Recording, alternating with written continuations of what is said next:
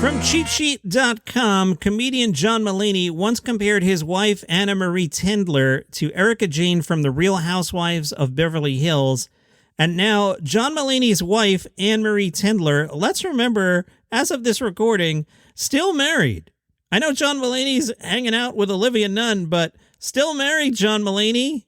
Still married John Mulaney's wife, Anna Marie Tendler, is drawing inspiration from the parallel lives they are leading. Tendler and Jane are amid a divorce, and Tendler shared a moment from Real Housewives she identified with on Instagram. Jane revealed on the show that she and her husband Tom Girardi planned a divorce.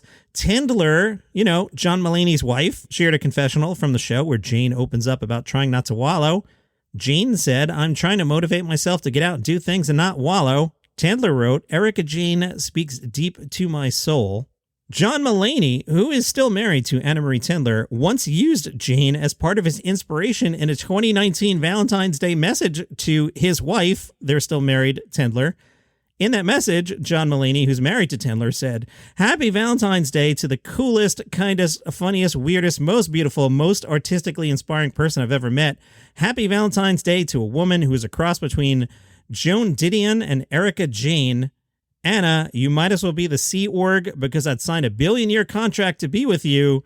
Happy Valentine's Day. Life would be so stupid without you." Well, the lawyers are going to have to get involved in that billion-year contract because John Mulaney's been hanging out with Olivia Nun, just saying.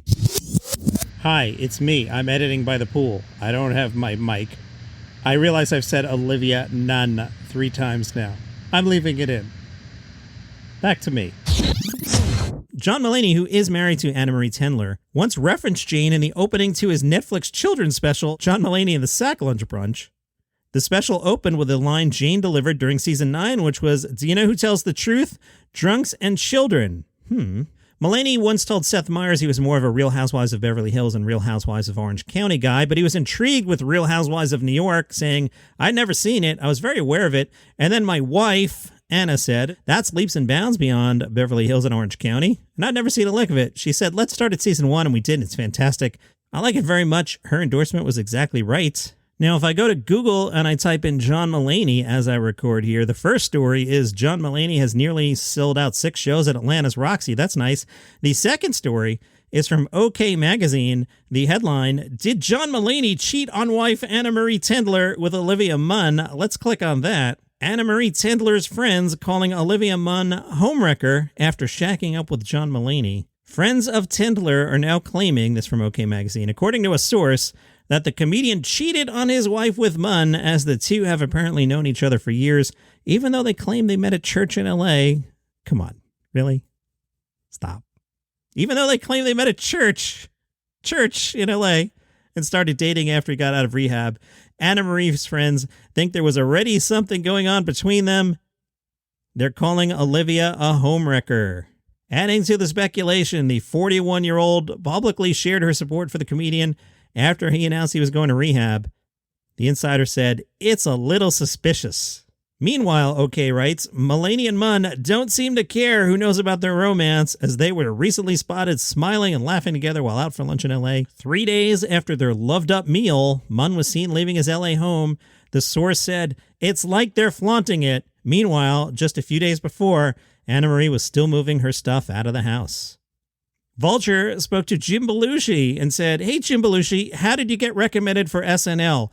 Let me jump in here." And I've done work with Jim Belushi, and Jim Belushi is pretty cool. But, the show was called Saturday Night Live, and Jim Belushi's last name is Belushi. Pretty sure he might have known somebody over there. Pretty sure that might have helped at least a little. But Jim Belushi, who's really cool in real life, like really cool, so I don't mean to insult him, but I think even Jim Belushi would acknowledge his brother John Belushi was pretty famous and known for his work on Saturday Night Live, I think. Anyway, Jim Belushi in real life, super cool. Jim Belushi said, "I went to L.A. and did a Best of Second City show at the Huntington Hartford Theater. It was a benefit to raise money for the John Belushi Scholarship Fund. Everybody in the business came, and NBC's Brandon Tartikoff saw me in the show, called SNL executive producer Dick Ebersol and told him to put me in SNL. He said, I think Jim's ready.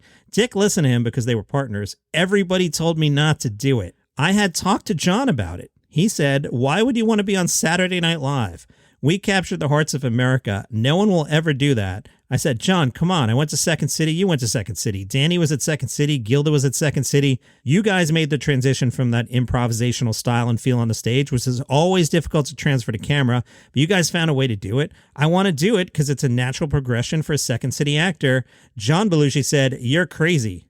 Jim Belushi said, I was a fan of the show. It was close to our hearts because guys that we knew were the ones who created it, so I wanted to be there too. All right, that makes sense.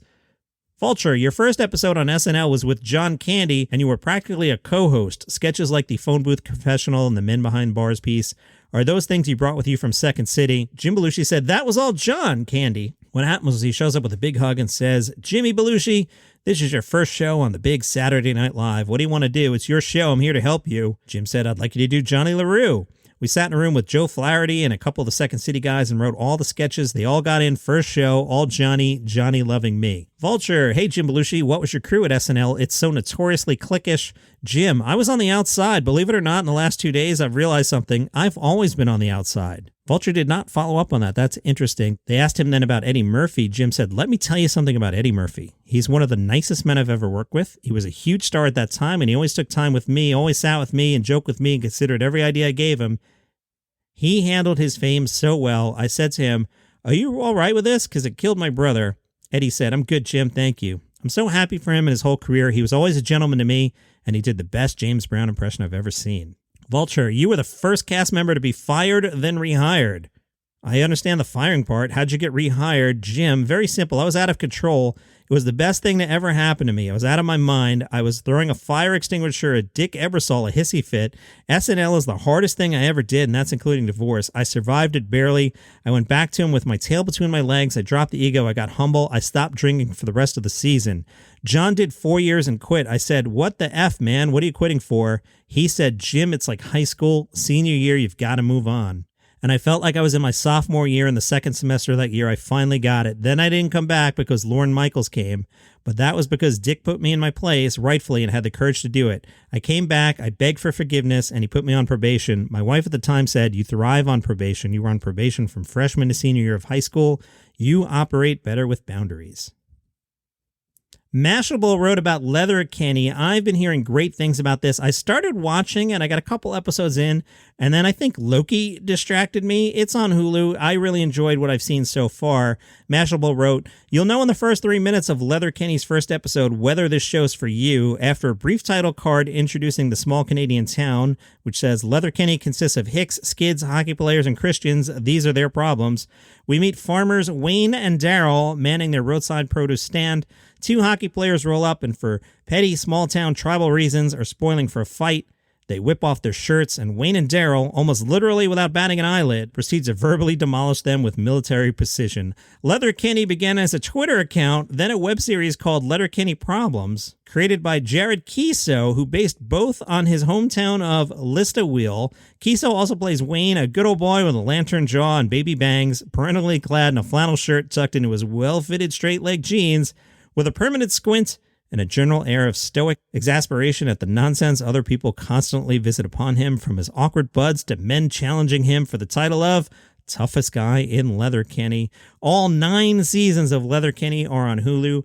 I recommend you do that. It's Saturday night. What else are you doing? Sit home and watch Letterkenny, man, because that's your comedy news for today. Follow this podcast right here, the one you're listening to, on Spotify or Apple Podcasts or Google Podcasts. And you know when I'll see you. The answer? Tomorrow.